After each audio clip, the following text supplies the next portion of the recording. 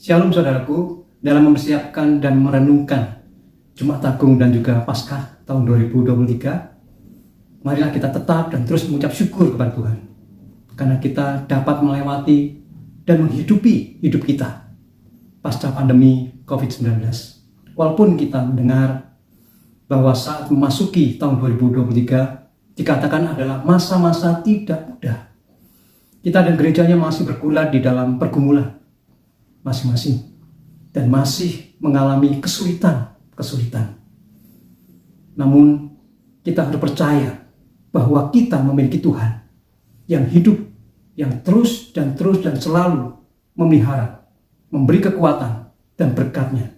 Secara khusus kita dapat merasakan kasih dan kemurahan dari Tuhan yang dinyatakan melalui penderitaan dan pengorbanannya sampai mati di kayu salib. Oleh karena itu, marilah bersama-sama mengkoreksi hidup kita. Apakah hidup kita sudah berkenan kepada Tuhan dan merenungkan dengan dalam penderitaan, kesengsaraan Tuhan kita melalui berdoa puasa. Selama 3 hari berturut-turut, kita akan bersama-sama merenungkan penderitaan, kesengsaraan Tuhan kita dengan berdoa dan berpuasa. Yang dimulai pukul 6 pagi sampai pukul 5 sore. Kemudian kita bersekutu dan berbuka bersama pukul 5 sore di gereja. Adapun jadwalnya adalah pada hari Selasa tanggal 4 April 2023 dengan tema Yesus makan Paskah dengan murid-murid. Teks firman Tuhan terdapat pada Markus 14 ayat 12 sampai 21. Kemudian hari Rabu tanggal 5 April 2023 dengan tema Yudas mengkhianati Yesus terdapat dalam Lukas 22 ayat 3 sampai 6. Hari Kamisnya tanggal 6 April 2023 tema Yesus ditangkap Markus 14 43 sampai 51. Agar kita dapat memahami firman Tuhan dengan baik dan benar, maka berdoalah untuk dirimu sendiri, untuk semua pelayan Tuhan dan jemaat. Yang kedua, renungkanlah firman Tuhan yang sudah kita baca. Dan bacalah berulang-ulang firman Tuhan itu. Mohon kekuatan dari Tuhan untuk melakukan firman-Nya. Yang ketiga, doakan pokok-pokok doa yang sudah disiapkan. Siapkan hatimu mengikuti persekutuan, doa puasa, dan ibadah Jumat Agung, juga Paskah. Selamat menjalankan doa puasa. Tuhan menolong saudara. Semakin bertumbuh iman saudara, Solidio Gloria. Amin. Tuhan berkati saudara. Saudaraku, selanjutnya kita akan merenungkan dan memahami tentang berdoa dan berpuasa. Teks firman Tuhan terdapat dalam Zakaria 7 ayat yang kelima. Juga kita bisa membaca dalam Matius 6 ayat 16 sampai 18.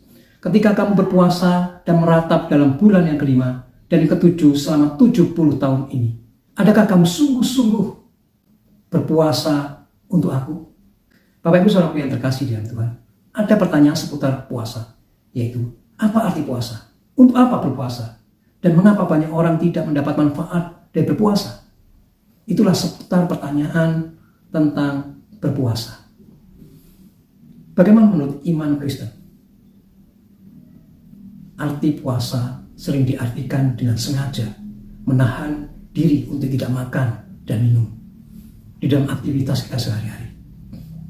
Secara spiritual atau iman, berpuasa adalah sebagai upaya menahan segala nafsu kedagingan kita. Bukan saja menahan nafsu makan, juga nafsu dosa kita, yaitu nafsu dengki, nafsu iri hati, nafsu amarah, nafsu seks, nafsu adu domba, dan sebagainya. Juga puasa artinya untuk mendekatkan diri kepada Tuhan, untuk memahami kehendak Tuhan di dalam hidup kita. Mengapa banyak orang tidak mendapatkan manfaat dari berpuasa? Dikarenakan banyak orang berpuasa tanpa tujuan spiritual. Akibatnya, puasa tidak berbeda dengan diet untuk menurunkan berat badan atau untuk menghemat uang belanja tanpa tujuan spiritual. maka berpuasa hanyalah sebuah beban atau sesuatu yang menyengsarakan saja. Zakaria 7:5 mengatakan, adakah kamu sungguh-sungguh berpuasa untuk aku? Jadi betapa sia-sianya puasa tanpa tujuan untuk Tuhan. Marilah kita mulai berpuasa disertai dengan berdoa untuk tujuan spiritual kita dan untuk kemuliaan Tuhan. Karena berpuasa disertai dengan doa dapat menolong pertumbuhan rohani kita. Jika berpuasa tidak bermanfaat, tentu Tuhan Yesus tidak akan mengajar kita berpuasa. Bacalah Matius pasal 6 itu. Melalui berdoa dan berpuasa, maka kita akan belajar. Yang pertama, menempatkan Tuhan menjadi prioritas yang pertama dan yang utama, yaitu mengkhususkan waktu kita, hati dan pikiran kita untuk berpaling dari segala sesuatu di dunia ini atau hal-hal buruk kita dan mendekatkan diri kepada Tuhan. Yang kedua, memberikan seluruh hati dan pikiran kita untuk berdoa dan menantikan Tuhan. Jadi puasa sesungguhnya menempatkan Tuhan menjadi yang pertama dan yang utama. Menantikan Tuhan lebih dari keinginan untuk makan. Yang ketiga, berpuasa dan berdoa dengan sungguh-sungguh. Karena berpuasa tidak ada gunanya, seperti menghukum diri sendiri jika tidak disertai dengan berdoa dan membaca firman Tuhan. Puasa harus disertai dengan doa yang sungguh-sungguh dan khusyuk dan membaca firman Tuhan.